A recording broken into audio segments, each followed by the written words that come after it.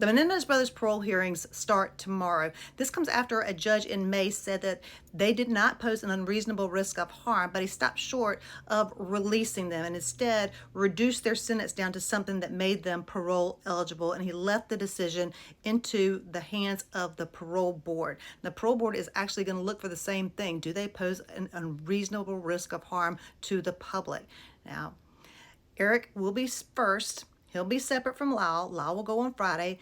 Parole hearings start and take about 3 hours. They'll call witnesses. They'll hear from a lot of different people, and they will make their decision from there. But that does not mean that if granted, they would get out immediately. It still has to be reviewed by the parole board chief, and then it goes to Governor Newsom's desk. He can sign it or he can refuse to sign it. He just recently refused to sign the one for Sirhan and kill Bobby Kennedy. So he has refused them before, even though the parole board said no unreasonable risk of harm. So the question is, will he sign this one? I believe that he will.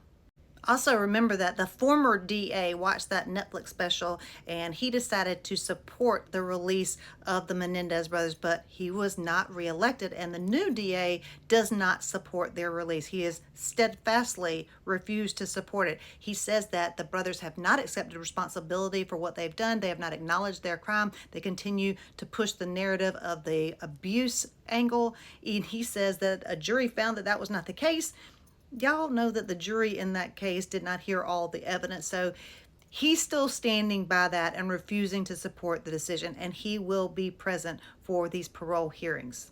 If they are denied, they still have a habeas corpus petition pending, but they will not be eligible for parole again for a minimum of 3 years up to 15. They have been in prison for going on 40 years, like over 35 years they've been in prison.